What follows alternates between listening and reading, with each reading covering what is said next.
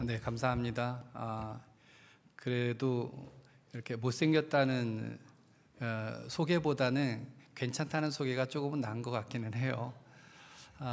그런데 제가 어디 가서 이렇게 외모 가지고 얘기는 많이 들었는데 영성이 좋다는 얘기는 별로 못 들었습니다. 근데 오늘 마음 놓고 설교를 하라고 밤새서 해도 된다 이렇게 말씀을 하시더라고요. 그래서 좀 편안한 마음으로 여러분들과 은혜를 나누기를 원합니다.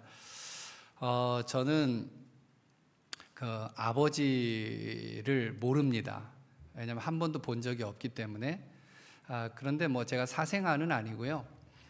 제가 태어났을 때 이제 1살 때 아버지가 돌아가셨기 때문에 아버지를 본 기억이 없는 거죠. 나중에 커서 사진으로 이분이 아버지셨구나라는 것을 알 수 있었습니다. 제가 8살 때 어머니가 돌아가셨어요.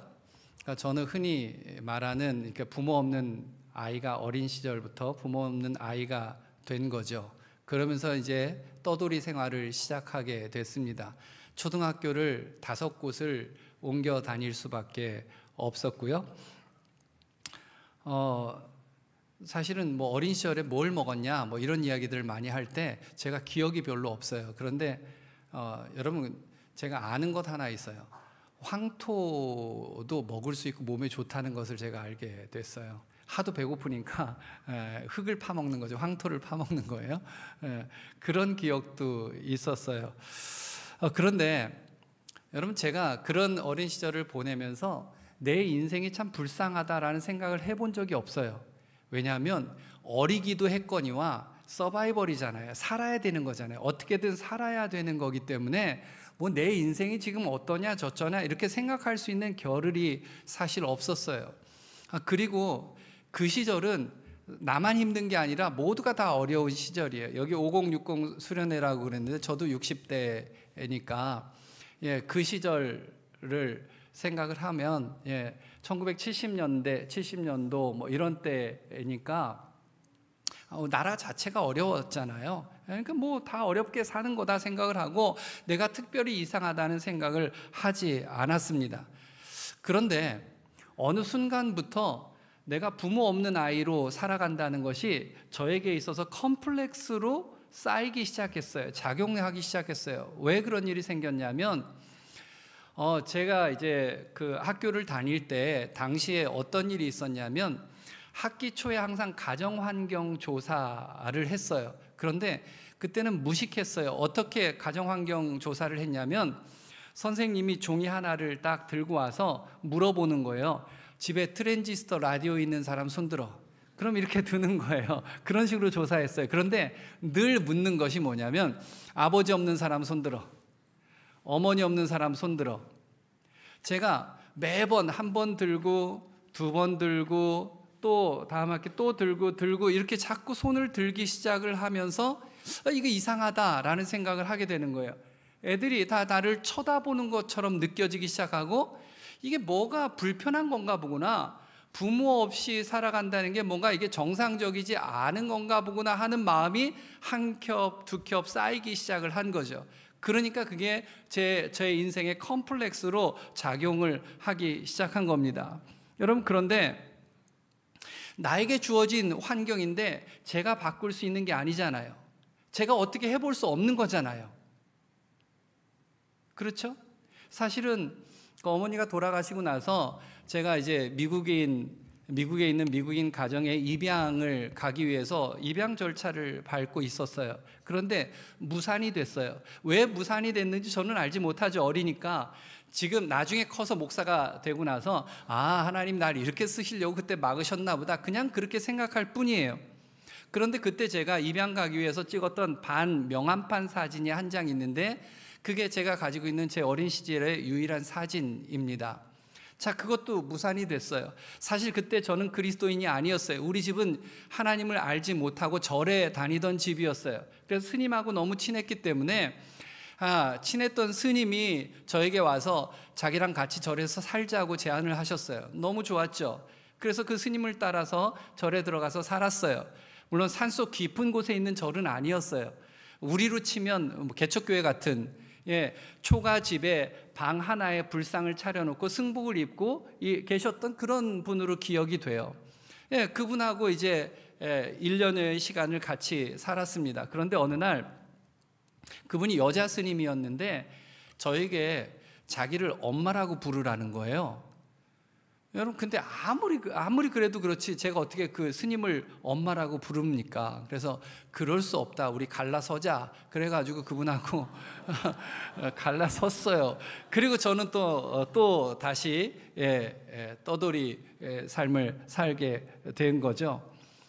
여러분, 제가 이제 나중에 목사가 돼서 목회를 하면서 알게 된 것이 있어요. 사람은 누구나 상황과 시기만 다를 뿐이지 인생을 살면서 자기 힘으로 어떻게 할 수 없는 장애물들을 반드시 만나는구나 하는 것을 발견했어요. 아마 저 이상의 또래 되신 분들은 이미 그런 경험을 하셨을 거예요. 그런 분들이 꽤 있으실 거예요. 여기 있는 우리 학생들이나 아직 그런 인생을 경험하지 못했을 거예요. 걱정하지 마요. 반드시 와요. 예, 반드시 내 힘으로 어떻게 할 수 없는 장애물이 옵니다. 너무 기다리지 않아도 돼요. 오니까.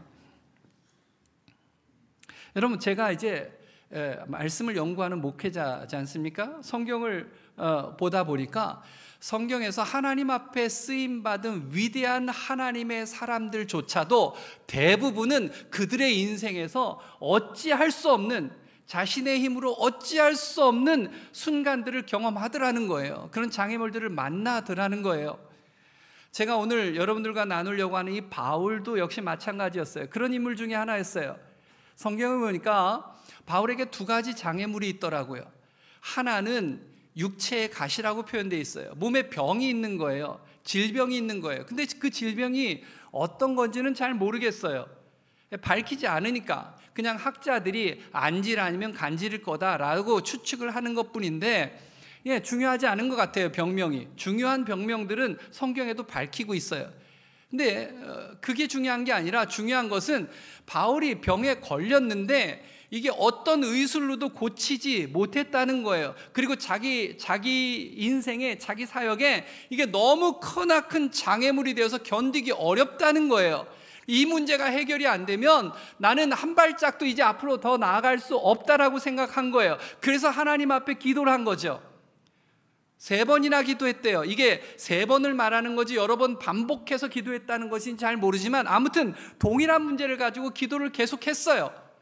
여러분, 바울이 어떤 사람인지 압니까? 제가 알고 있는 바울은 정말 대단한 사람이에요. 아마 예수님 다음에 가는 사람이라고 할 정도로 위대한 사람이었어요.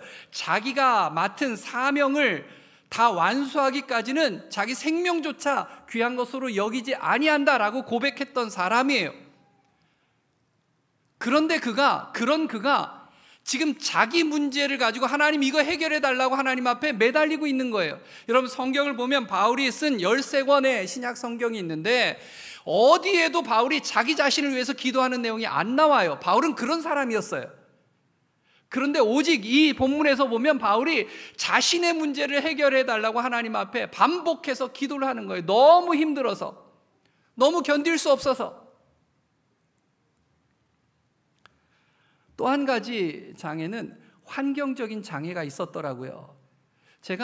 저도 목회자인데 바울의 이야기를 읽다 보면 좀 목회자로 제가 좀 미안해요. 왜냐하면 바울이 다메섹으로 가는 길에 부활하신 예수님을 만나서 이제 하나님의 사명을 얻은 다음부터 로마에서 사형장의 이슬로 살아가지는 그 순간까지 하루하루 발을 뻗고 편안하게 잠이 든 날이 있을까 하는 생각이 들 정도예요.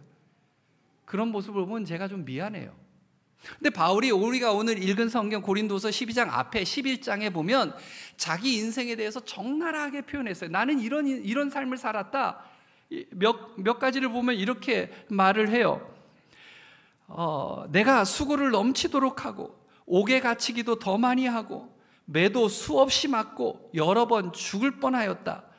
유대인들에게서 40에 하나 감한 매를 5번 맞았고 3번 태장으로 맞고 1번 돌로 맞고 3번 파선하고 일주야를 깊은 바다에서 지냈고 여러 번 여행하면서 강의 위험과 강도의 위험과 동족의 위험과 이방인의 위험과 신의 위험과 광야의 위험과 바다의 위험과 거짓 형제 중의 위험을 당하고 또 수고하며 애쓰고 여러 번 자지 못하고 줄이며 목마르고 여러 번 굶고 춥고 헐벗었노라. 나 이렇게 살았다 지금 얘기하는 거예요. 근데 이 구절을 읽어보면 너무너무 정말 처참해서 제가 제대로 읽기가 좀 어려워요. 바울은 그런 인생을 살았어요. 마지막 죽는 순간까지. 그런데 이건 어떻게 할 수 없는 거예요. 자기가 사명자의 길을 포기하면 편하게 살 수 있지만 자기 인생은 그렇게 살 수 없는 인생이었어요. 그러니 그의 가는 길마다 자기 삶의 현장은 이렇게 처참할 정도로 힘에 겨웠던 거죠. 하나님 앞에 매달린 거예요. 주님, 이제 더 이상 한 발자국도 못 나가겠습니다. 나 다 내려놓겠습니다. 이제는 못합니다. 매달린 거죠. 여러분, 우리가 우리의 힘으로 어찌할 수 없는 장애물을 만나면 우리는 어떻게 해야 될까요? 그냥 주저앉아 버리면 됩니까? 아니면 내 한 몫은 그냥 저 강가에다 던져버리면 끝나는 겁니까? 우리는 그럴 수 없는 사람들이잖아요.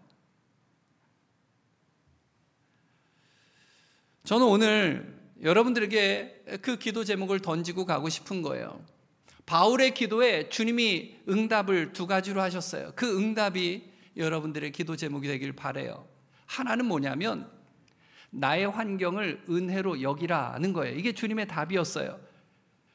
그렇게 기도할 때 주님이 주신 답이 뭐냐면 내 은혜가 네게 족하다라는 거였어요. 여러분, 이게 무슨 뜻이냐면 이런 말이에요. 바울아, 너는 지금 네가 처한 환경이 네 인생의 네 사역의 장애물이라고 꼼짝 못하겠다고 이 문제 해결해 달라고 지금 나에게 기도하는 거잖아. 그런데 말이야, 너의 영적인 눈을 떠서 그런 상황이 네 인생의 장애가 아니라 은혜로 바라볼 수 있니? 그러면 너는 뛰어넘을 수 있어. 이 말이에요. 내 은혜가 네게 족하도다 라는 말은 그 말입니다. 여러분, 우리의 환경이 변하는 것도 은혜죠. 정말 할 수만 있으면 막힌 것들이 다 뚫어지고, 환경이 바뀌고, 그랬으면 참 좋겠어요. 여러분, 그런데 내가 그렇게 기도해도 처한 환경이 하나도 변하지 않는다 할지라도 그 자체가 내 인생의 장애가 아니라 하나님이 나에게 주시는 나를 살리기 위한 은혜라고 내 영적인 눈을 떠서 바라볼 수만 있다면 더 이상 그 문제는 내 인생의 발목을 잡지 못한다는 겁니다. 뛰어넘을 수 있다는 거예요. 여러분, 성경을 보세요. 바울이 이 주님의 이 답을 듣고 나서 마지막 로마에서 죽을 때까지, 사형당할 때까지 그가 병이 나았다는 기록이 없어요. 안 나았습니다. 하나님 낫게 해주시지 않았어요. 그럼에도 불구하고 이후로도 한 번도 이 기도를 다시는 하지 않습니다. 상황은 하나도 바뀌지 않았는데 더 이상 기도하지 않아요. 왜요? 그게 이제 자신의 장애물이 아니라 하나님이 주시는 은혜라는 것을 알았기 때문이에요. 그래서 기도하지 않는 거예요. 여러분, 제가 아까 서두에 제 이야기를 잠깐 했잖아요. 저같이 이렇게 어릴 때 부모 없이 자란 사람은 대부분 이런 생각을 많이 가져요. 나는 나중에 커서 정말 행복한 가정 만들 거야. 막 이게 집착 수준으로 가는 거죠. 그리고 저도 그랬어요. 나는 우리 애들 결혼할 때까지 나 안 죽을 거야, 절대로. 막 이런 거죠. 뭐 제가 두 딸이 있는데 두 딸이 다 결혼을 했어요. 그리고 큰 딸은 손주가 둘이 있어요. 그러니까 애들 결혼할 때까지 안 죽었죠. 성공했어요. 여러분, 그런데 제가 이제 두 딸을 낳아서 기르는데 사람들이 생각할 때 목사님 가정은 참 행복해 보여요. 목사님 가정 참 좋아 보여요. 이렇게 말할 정도로 큰 무리 없이 우리 아이들이 교회에서 신앙생활 잘하고 잘 자랐습니다. 여러분, 그런데 아무리 착하게 자란다 하더라도 아이들을 키울 때 보면 아이들이 튈 때가 있잖아요. 가끔 근데 아이들이 우리 딸이 가끔 튈 때가 있었어요. 근데 그때 되면 제 마음에 자꾸 어떤 생각이 드냐면 이런 생각이 들었어요. 내가 뭘 잘못했나? 내가 지금 아버지로 뭘 잘못하고 있는 건가? 이 생각이 드는 거예요. 여러분, 사랑이라는 것은 받아야 줄 알잖아요. 그런데 저는 한 번도 살면서 아버지가 어떻게 했냐를 경험한 적이 없잖아요. 그 사랑을 받아본 적이 없잖아요. 그래서 제가 아버지가 돼서 애들한테 하는데 애들이 튈 때 내가 뭔가 잘한 건지 잘못한 건지 자꾸 스스로 질문이 막 생기는 거예요. 이게 사라지지 않아요. 제가 이제 미국에서 사역을 할 때 이제 새벽 기도를 마치고 친구 목사와 함께 LA 한인타운에 있는 그 갈비탕 집에 가가지고 설렁탕 집에 가서 아침에 이제 설렁탕을 먹는 거예요. 같이 먹으면서 편안한 마음으로 제가 이 이야기, 이런 고민을 얘기했어요. 야, 박 목사, 나 사실 이런 고민이 있다. 이러면서 지금 같은 얘기를 한 거예요. 그랬더니 그 친구가 저에게 뭐라고 얘기하냐면, 야, 김 목사, 그러니까 너처럼 완벽한 아버지가 어딨냐? 이러는 거예요. 그래서 무슨 말이야? 그랬더니 이렇게 설명을 하는 거예요. 너는 살면서 한 번도 일그러진 아버지를 경험한 적이 없잖아. 맞아요. 한 번도 나는 욕하는 아버지, 술 먹는 아버지, 부부싸움하는 아버지, 폭행을 하는 아버지, 일그러진 아버지를 한 번도 경험한 적이 없잖아요. 맞아요. 그러니까 또 이렇게 얘기하는 거예요. 네가 경험한 아버지는 하나님밖에 없잖아. 맞아요. 제가 중학교 2학년 때 처음으로 교회라는 곳을 가서 이렇게 손은 이렇게 잡는 거야, 눈 떴다가 아멘 하고 눈을 뜨는 거야, 뭐 이렇게 배웠어요. 그리고 가만히 생각해 보니까 내가 내 입으로 아버지라고 부른 분은 하나님밖에 없어요. 하나님 아버지 기도할 때밖에는 누구에게도 아버지라고 부른 적이 없어요. 맞아요. 내가 경험한 아버지는 하나님밖에 없어요. 근데 이렇게 말하는 거예요. 그런데 봐, 하나님처럼 완벽한 아버지는 없는데 너는 그 완벽한 하나님만 경험했잖아. 그러니까 너처럼 완벽한 아버지가 어딨어? 와, 제가 설렁탕 먹다가 할렐루야 그랬어요. 논리적으로는 알고 있었던 것 같은데 그게 그렇게 그 말에 다가오는 거예요. 그래서 제가 가만히 있을 수 없잖아요. 그래서 그날 집에 가서 두 딸을 불렀어요. 얘들 앉아, 이렇게 앞에 무릎 꿇고 앉아. 잘 들어. 니네 앞에 있는 아버지보다 완벽한 아버지는 세상에서 없어. 제가 선언을 했어요. 선언을 했어요. 그래서 그 다음부터는요, 아이들이 좀 튀잖아요. 그럼 움찔하지 않고 나는 완벽한 아버지야. 그리고 혼을 내는 거예요. 야, 내 말 들어야 돼. 자신이 있었어요. 그때 깨달았어요. 제가 정직하게 그때 하나님 앞에 이렇게 기도했어요. 하나님, 우리 부모를 일찍 데려가신 것을 감사합니다. 제가 입에서는 감사합니다 라고 기도하는데 눈에서 눈물이 나더라고요. 아무것도 바뀐 게 없어요. 그런데 그동안 나는 그게 내 인생의 컴플렉스라고 여겼던 거죠. 이건 뛰어넘을 수 없는 거야, 내 인생에서 어떻게 해결할 수 없는 거야 라고 여겼는데, 아니요, 그 상황이 나에게 은혜라고 보여지기 시작하는 거예요. 가장 완벽한 삶을 내가 살아내는 사람이 되어버린 거예요. 사실은요, 제가 목사가 되고도 하나님 앞에 좀 짜증을 냈거든요. 투정을 부렸었거든요. 왜냐하면 이런 거예요. 내가 성경을 연구하다 보니까 하나님은 내가 태어날 때부터 나의 인생에 대한 계획을 가지고 계시는 분이라고 하는데, 그럼 나 목사 만들라고 하나님 계획하신 거 아니에요? 그러면 최소한 내가 목사가 돼서 내 부모를 한 번쯤은 전도할 수 있게 해줘야 되는 거 아니냐고. 근데 나에게 전도할 기회조차 주지 않아서, 왜냐하면 나는 안 믿었으니까. 내가 믿기 전에 다 돌아가셨잖아요. 전도할 기회조차 나한테 주지 않아서 내가 목사 되고 나서 맨날 사람들 앞에 우리 부모는 지옥 같다라고 말하게 만들어버리냐고, 이렇게 비참하게 만드시냐고 막 짜증을 냈거든요. 그런데 그날 제가 하나님 앞에 두 손 들고 감사합니다라고 고백을 했어요. 바뀐 건 아무것도 없어요. 단지 내 상황이 하나님이 나에게 주신 은혜라는 사실을 내가 알게 된 것뿐이에요. 제가 좋아하는 시 한 편이 있어요. 무명시인의 시인데, 정우승이라는 시인이 그 무명시를 자기 시집에다 옮겨 실었더라고요. 내 등에 짐이 없었다면 이라는 시예요. 제가 한번 여러분들과 나누고 싶어요. 내 등에 짐이 없었다면 나는 세상을 바로 살지 못했을 것입니다. 늘 조심하면서 바르고 성실하게 살아왔습니다. 이제 보니 내 등의 짐은 나를 바르게 살도록 한 귀한 선물이었습니다. 내 등에 짐이 없었다면 나는 사랑을 몰랐을 것입니다. 내 등에 있는 짐의 무게로 남의 고통을 느꼈고 이를 통해 사랑과 용서도 알았습니다. 이제 보니 내 등의 짐은 나에게 사랑을 가르쳐준 귀한 선물이었습니다. 내 등에 짐이 없었다면 나는 아직도 미숙하게 살고 있을 것입니다. 내 등에 있는 짐의 무게가 내 삶의 무게가 되어 그것을 감당하게 하였습니다. 이제 보니 내 등의 짐은 나를 성숙시킨 귀한 선물이었습니다. 내 등에 짐이 없었다면 나는 겸손과 소박함의 기쁨을 몰랐을 것입니다. 내 등의 짐 때문에 나는 늘 나를 낮추고 소박하게 살았습니다. 이제 보니 내 등의 짐은 나에게 기쁨을 전해준 귀한 선물이었습니다. 물살이 센 냇물을 건널 때는 등에 짐이 있어야 물에 휩쓸리지 않고, 화물차가 언덕을 오를 때는 짐을 실어야 헛바퀴가 돌지 않듯이 내 등의 짐이 나를 불의와 안일의 물결에 휩쓸리지 않게 했으며 삶의 고개 하나하나를 잘 넘게 하였습니다.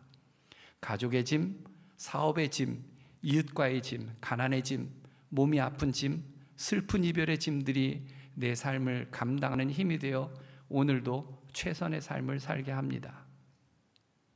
참 좋은 시라고 생각을 했어요. 여러분, 제가 믿는 하나님은요, 정말 좋은 분이세요. 어느 정도로 좋은 분이라고 저는 믿고 있냐면, 내가 너무 힘이 들어서 지쳐 쓰러지면 나를 안고서라도 가시는 분이세요. 하나님 나에게 그렇게 좋은 분이세요. 그런데요, 그 좋은 하나님이 어떤 때는 내가 너무 힘들어서 한 걸음도 옮길 수가 없어서, 밤잠을 이룰 수가 없어서 밤새 눈물 흘리며 하나님 앞에 기도함에도 불구하고 내 소리를 전혀 듣지 않은 것처럼 아무런 상황의 변화가 생기지 않을 때가 있어요. 그 좋은 하나님이.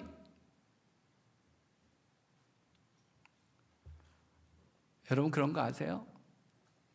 기도하면 살겠는데 너무 힘들면 기도가 안 나오는 거 분명히 알아. 그럼 살 것 같아. 그런데 너무 힘들어서 기도할 힘조차 없을 때, 교회당에 가면 좀 힘을 얻겠는데, 알겠는데 너무너무 힘이 들어서 발걸음조차 옮겨지지 않을 때, 여러분 그럴 때가 있다는 거 아시죠? 여러분 어떻게 해야 되죠? 그럴 때 이 주님의 음성이 들려져야 합니다. 내 은혜가 내게 족하도다. 얘야, 그거 네 인생의 장애가 아니야. 사실은 너를 살리기 위한 내 은혜야.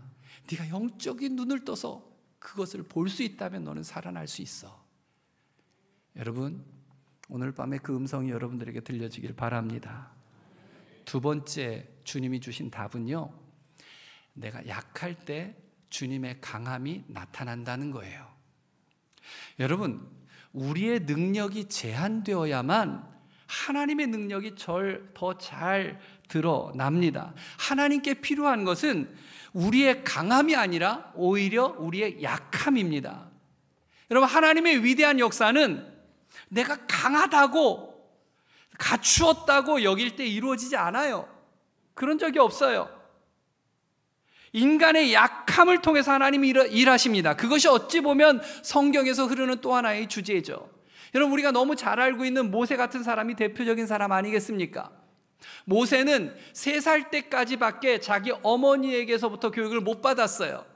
여러분, 그런데 영아부 교육이 그렇게 중요한 거죠. 3살까지 교육을 받고 이제 애굽의 이집트의 왕궁으로 옮겨져서 37년의 교육을 받습니다. 세상 최고의 교육을 받는 거죠. 그리고 이제는 이집트 파라오의 후계자가 될 수 있는 왕자의 자리까지 올라간 거죠. 건강하죠. 지식을 습득했죠. 권력을 다 잡고 있었어요. 그런데 자기가 하나님의 사람이라는 것을 잊지 않았어요. 그만큼 강력했던 거죠. 3살 때까지의 교육이 37년의 교육을 이겨버린 거예요.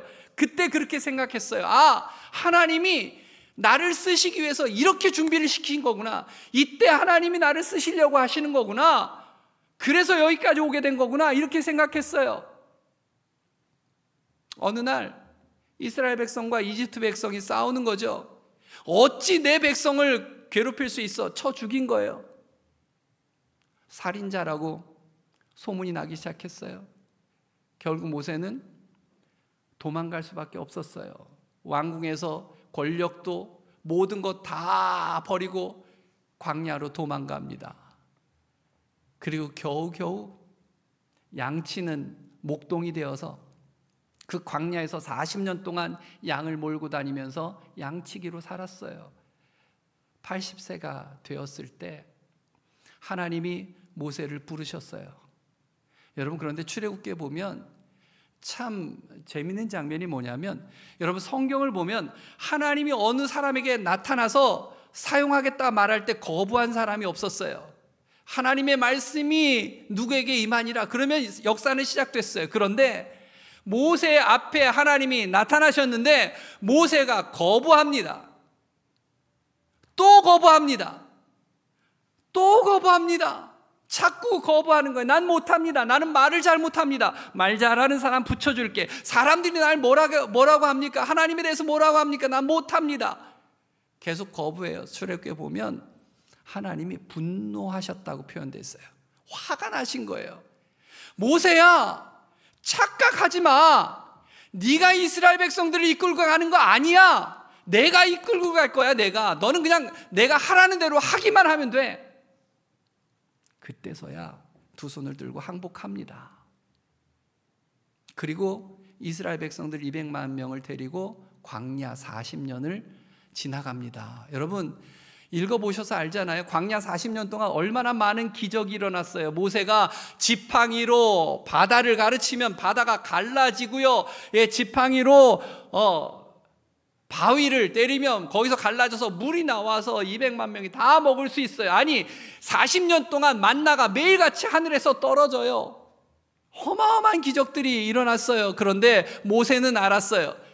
자기가 기적을 행한 게 아니라는 사실을 알았어요. 이건 다 하나님이 하신 거예요. 여러분 모세가 강해지지 않았어요. 모세는 여전히 지팡이 하나 든 할아버지에 불과했어요.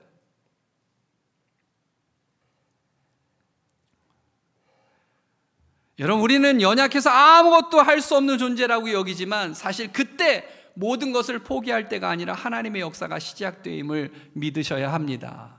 그래서 그때 그 자리에서 일어나야 하는 거예요. 하나님의 방식은요, 우리의 모든 약함이 사라지는 게 아니에요. 내 능력의 한계 이른 상황에서 하나님이 내 약함을 어떻게 사용하시는가를 발견하게 하시는 거예요.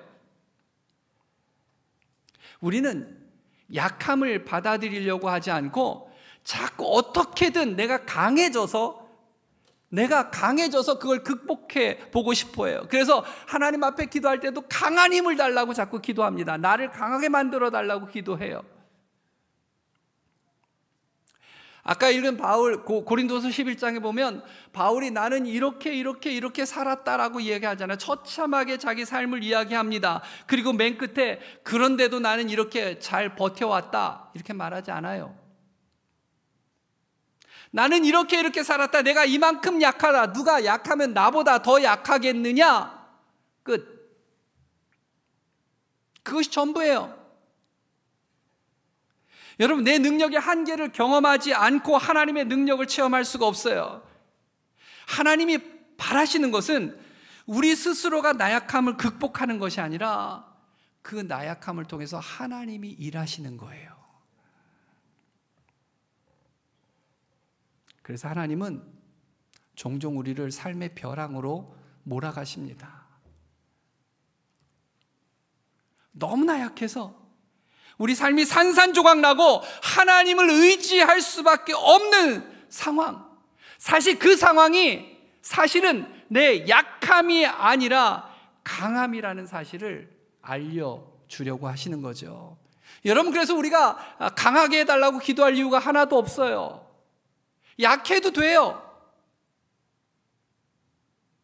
내가 약해도 나의 약함을 통해서 주님의 강함이 드러나면 되는 겁니다. 내가 강해질 이유가 하나도 없는 거예요. 바울은요, 이 주님의 답을 듣고 그렇게 고백했어요. 나는 이제 나의 약함을 자랑하노라. 하나님 앞에 해결해 달라고 부득이 기도하던 그 바울이 나는 이제 나의 약함을 자랑하노라. 왜냐하면 나의 약함을 통해서 주님의 강함이 드러날 것이기 때문이다.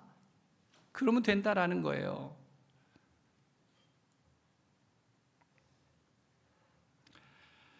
여러분, 제가 참 좋아하는 말이 있어요. 계란으로 바위치기라는 말을 저는 참 좋아해요. 물어봅시다. 여러분, 계란으로 바위를 치면 바위가 깨질까요? 계란이 깨질까요? 계란이 깨지겠죠. 너무 당연한 이야기죠. 근데 왜 제가 그 이야기를 좋아하냐면 계란으로 바위를 던지는데 계란이 안 깨지고 바위가 깨진다는 거예요. 그게 바로 내가 약할 때 주님의 강함이 드러난다는 뜻이에요. 계란이 바위를 향해 가면 계란이 당연히 깨지죠. 근데 그 계란을 주님이 들어서 던지면 계란이 깨지지 않고 바위가 깨진다는 거예요. 그 이유가 뭐냐면 주님이 던지시면 이 계란이 날아가면서 다이아몬드처럼 강한 존재로 바뀌는 것이 아니라 여전히 계란 자체로 날아가는데 하나님이 바위를 깨시는 거예요. 그 뜻이에요. 여러분, 그 계란으로 바위치기가요, 성경에 가득히 쓰여져 있어요. 읽어보세요. 모든 게 계란으로 바위치기예요. 그 중에 대표적인 거 하나만 예를 들자면 우리 주일학교 아이들이 제일 많이 들었을 다윗과 골리앗 이야기. 여러분, 이게 계란으로 바위치기 아닙니까? 17살짜리 소년, 전쟁을 한 번도 경험한 적이 없는 목동, 갑옷도 맞는 게 없어서 그냥 목동 옷 입고 물맷돌 매끈매끈한 돌멩이 5개 주머니에 넣어가지고 물매 하나 들고 싸우러 나간 거죠. 상대는 누구예요? 3m에 가까운 거인, 평생을 전장터에서 누리고 한 번도 진 적이 없는 거물, 온몸이 갑옷으로 덮여져 있어서 찔러도 들어가지 않는 얼굴만 남아있는 그 거인. 여러분, 이게 바로 계란으로 바위치기 아니겠어요? 그러니까 골리앗이 다윗이 오는 걸 보면 그렇게 얘기했어. 너 나 강아지로 알고 오는 거냐? 돌멩이 들고 오는 거야? 여러분, 그런데 우리는 결론을 알아요. 다윗이 이겼어요. 어떻게 이겼어요? 달려가면서 돌멩이를 물매에다 담아서 던졌어요. 그랬더니 날아가서 골리앗 이마에 딱 박혀서 쓰러진 거죠. 그 틈을 달려가서 칼로 그어버린 거예요. 여러분, 어떻게 이런 일이 일어나죠? 여러분, 우리가 예를 들어봅시다. 다윗이 지금 프로야구 선수 중에서 투수 중에서 가장 빠르게 공을 던지는 투수. 옛날에는 그냥 유현진 그랬는데 요즘 유현진 잘 못하니까 다른 선수로 칩시다. 그런데 그것도 포수가 원하는 대로 정확히 던질 수 있는 수준, 시속 160km 이 정도 수준으로 이상으로 다윗이 실력을 가지고 있다고 칩시다. 그래서 막 달려가면서 던져도 원하는 데를 정확히 맞출 수 있는 실력이 있다고 칩시다. 그래서 던졌어요. 그랬더니 그 돌멩이가 정확히 골리앗의 이마를 향했어요. 그런데 박혔대요.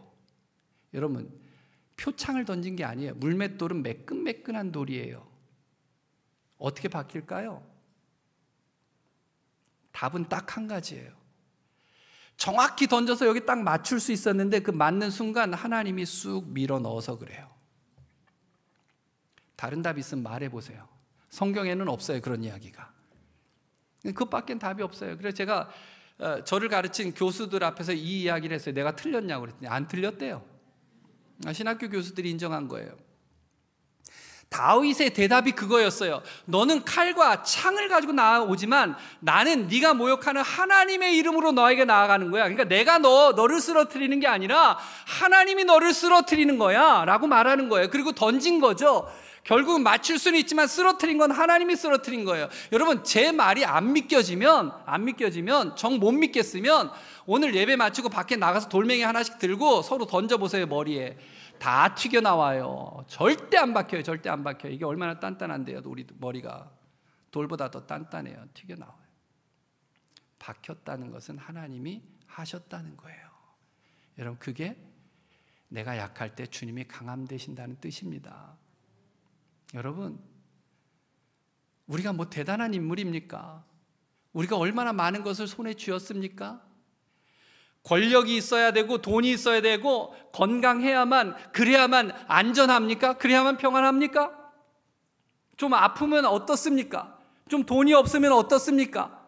아무것도 손에 쥔 것이 없으면 어떻습니까? 그게 무슨 상관입니까? 내가 강해져야만 되는 게 아니라 나는 그냥 약하게 살아도 돼요. 강해지려고 할 이유가 하나도 없어요. 나의 약함을 통해서 주님의 강함이 드러나기만 하면 되는 거예요. 그런 멋진 인생이 되는 거 아닙니까? 저는 제 인생에 그런 생각을 했어요.